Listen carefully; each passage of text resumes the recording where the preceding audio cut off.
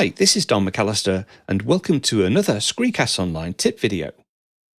Following on from the warmly received series I did on the Lightning Network a few weeks ago in episodes 1239 and 1241, I've had a few requests to cover the Wallet of Satoshi, as featured in those shows.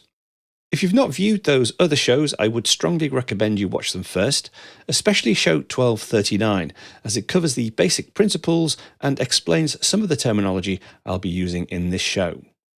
The Wallet of Satoshi is a simple Lightning wallet, ideal for new beginners just experimenting with sending and receiving sats. A Lightning wallet is a type of Bitcoin wallet specifically designed to work with the Lightning Network, a second-layer scaling solution built on top of the Bitcoin network. The Lightning Network enables faster and cheaper transactions compared to the traditional on-chain Bitcoin transactions. The standard digital monetary asset that we use is called BTC, or some people call it a Bitcoin, and we use the denomination of a sat, which is short for Satoshis, which is 100 millionth of a whole BTC, where 100 sats is roughly 2 or 3 US cents, depending on when you view this video. Now, just to point out, the Wallet of Satoshi is what's called a custodial wallet, where the wallet provider takes care of all the technical aspects of the Lightning Network. For small amounts of sats, this really isn't an issue, as it's a much more user-friendly approach and doesn't require any technical knowledge. However, as a point of information, for significant amounts of sats, you should really be looking at a non-custodial wallet such as Phoenix, or even better, a hardware wallet such as Trezor or Ledger.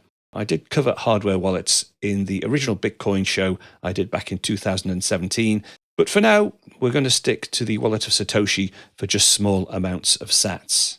Now, I've gone ahead and found it on the App Store, downloaded it, so let me run it for the first time.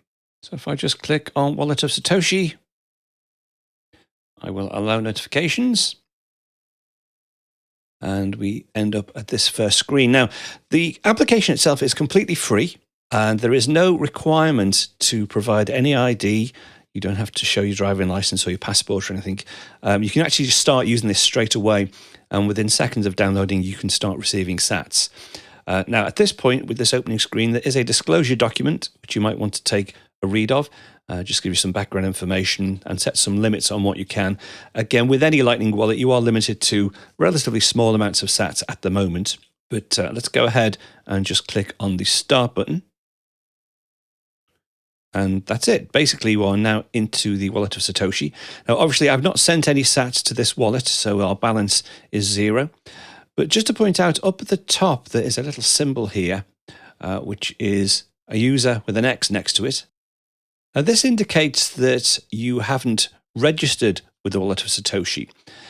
You can register with them, and then once you've registered, if you lose your iPhone or if you delete the app by mistake and it contains some sats, you can retrieve those sats. Now, if I was to send some sats to this wallet now and then delete the wallet or lose the iPhone, those sats would be lost. So it is a good idea to go ahead and register with the Wallet of Satoshi. And the way you would do that is just by going up to this menu here. And then down at the bottom, there is the option to log in or register. Now, this needs to be a valid email address because you will receive some confirmation and some keywords at this address. So I've actually got a hide my mail email address set up.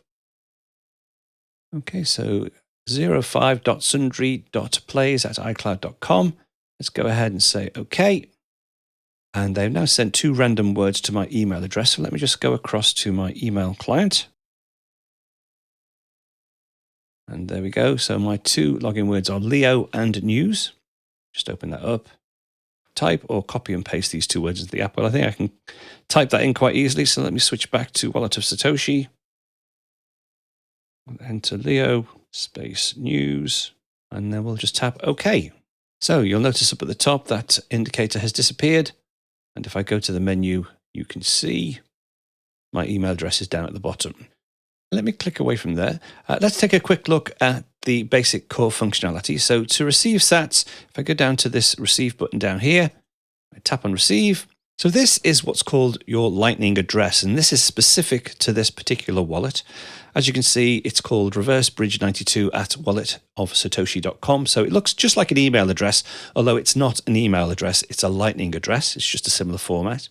And I can use that to send sats from a different wallet, either by typing in that Lightning address or using a different wallet to scan the QR code to obtain your Lightning address. I'm going to use this shortly, but let's have a look at some of the other buttons along the bottom and see what else we've got.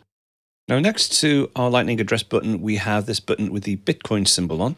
Now, this allows you to receive what's called on-chain transactions. Now, these are transactions that bypass the Lightning network and interact with the Bitcoin blockchain directly. These are usually for higher amounts and will incur a much higher fee, but as we're focusing on the Lightning network, I'm going to leave this for now and move on to the next button. This is another option here. So instead of the Lightning address, I can create what's called a Lightning invoice. Let's say that you have somebody who has a different Lightning wallet that doesn't support the Lightning address. You can create what's called a Lightning invoice. All you would do is go ahead and say, add amount. Let's say you wanted to receive 200 sats from them. You would create an invoice for 200 sats. So basically just type in 200 and then click on generate invoice. And they could now scan this QR code to send those sats across to you. And lastly, if I go to this option here, you can scan someone else's QR code to receive sats from them. Now my camera is flat against the desk, so the camera is blanked out, but I could, using the buttons along the bottom, either open the keyboard to enter an address, I can copy an address from my copy buffer, or I can use this third icon here to open my photos. So let's say, for instance, I have a QR code that I've extracted from an email or I've screenshotted. I can open that from here. Let me just close that screen down by tapping the X. Let me go back to receive. And let me send 100 sats across to reversebridge92 at walletofsatoshi.com. Now, to send these Satoshis, I'm going to use a separate wallet, one again that we saw in the previous screencast that I did on the Lightning Network. I'm actually going to use my Coin Corner wallet. Now, this is a wallet that's provided by Coin Corner, the Lightning exchange. So I'm just going to go ahead and open my wallet. And to send sats, I go down to the bottom and just tap on the send button. Three options. The option I wanted to send via Lightning, so hit the top one. Now, by default, the camera opens, but again, my iPhone is flat on the desk, so we can't see the camera. I'm going to go ahead and type in the address manually. So if I tap into enter wallet address here, then enter my Lightning address from the Wallet of Satoshi, reversebridge92 at walletofsatoshi.com. Now, if I tap into the amount to say how many sats I want to transfer, you'll see that it's defaulted to BTC. This is one of the reasons I hate using BTC as the denominator, because you've got 8 decimal places, which is daft. So if you click on this symbol here, you can actually cycle between sats and also pounds as well. But let me just go to sats. I'll type in 100 sats. And again, if I click on this conversion, it will show me it's 2p or it's 0.0000100 BTC, which is fine. Okay, I won't enter a description. I'll just go ahead and tap send. Are you sure? I'm going to hit yes. I want to send to the address. And I'll actually bring the other iPhone on screen now while that's being sent. So the sending wallet is on the right. And that has now been sent. So if you now move your attention across, there we go. On the left-hand side, the receiving wallet, you can see the notification. You just received 100 sats. Okay, let's go back to the receiving wallet. So back across on my demo iPhone, if I go up to here and close this screen down, there we go. So 100 sats. Now, what I'm going to do now is I'm going to come out of this wallet and I'm actually going to go ahead and delete it. I'm going to remove app and delete the app. And it will delete its data as well. So we'll say delete. Okay, that's now done. If I go to the App Store and we'll re-download the Wallet of Satoshi, we'll open the wallet. And I'm going to speed up this sequence now to log back in. So we'll tap allow. We're back in. No sats. It's a new installation. So we'll start. So say 0 sats. Go up to the menu. Click on Login Register. Type in my email address. Tap OK. And now I have an account link pending, so I need to check my email for further instructions.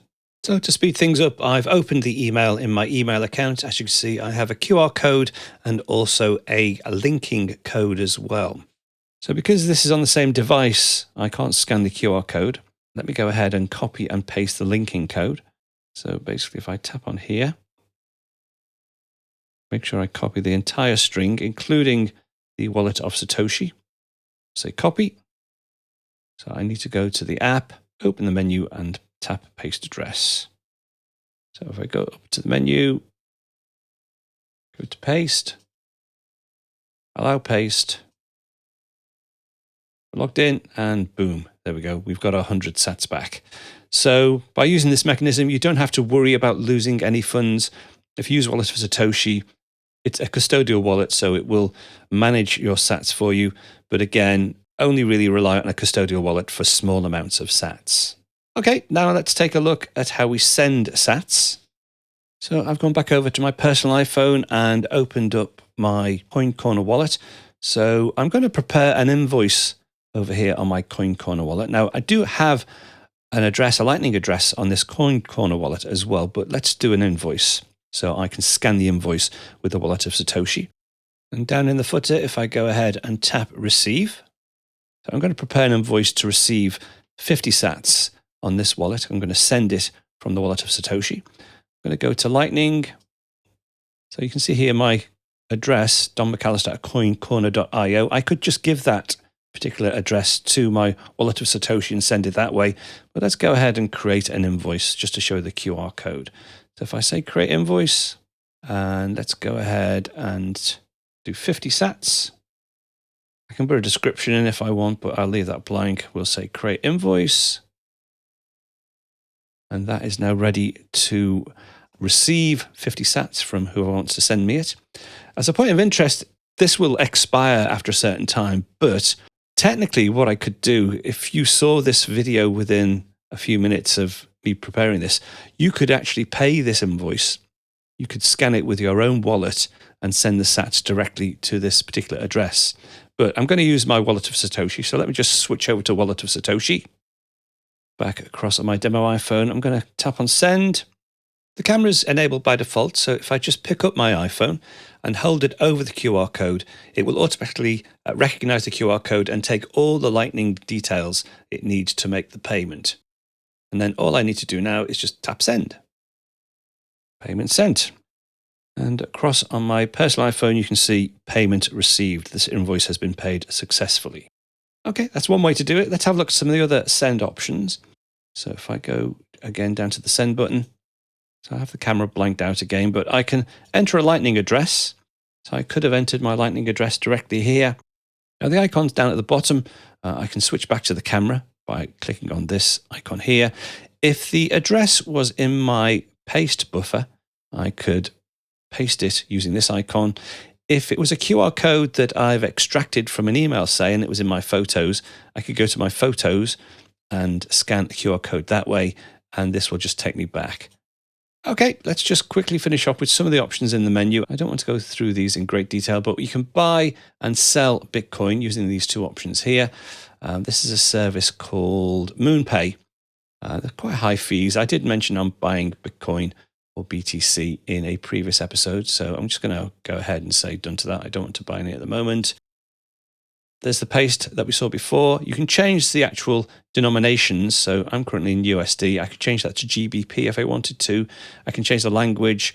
There's access to a map to find merchants and ATMs that will deal with BTC, some online retailers. You can invite a friend at this point, contact support, and then the advanced settings. So you can change your display to default to BTC or Sats. And then you've got biometric pin check. So you can do a Face ID when you're paying something. You can also hide your account balance so that when you open the app, the balance isn't displayed automatically. You can scan NFC. So with an NFC enabled phone, as I demonstrated in a previous episode, you can scan an NFC card and it will make the payment in Wallet of Satoshi. And then we've got a CSV file with all your history. And then down at the bottom, we can log out and clear all local data. But again, if you log out and clear all local data, you can always get access to your sats again by logging back in. Okay, that's a very quick rundown of what is a very simple Lightning wallet. It's well worth having a play. Check out those other two shows to learn about some of the other aspects of using the Lightning Network. But that's it for today. We'll be back on Friday with a full Screencast Online tutorial, so we'll speak to you then.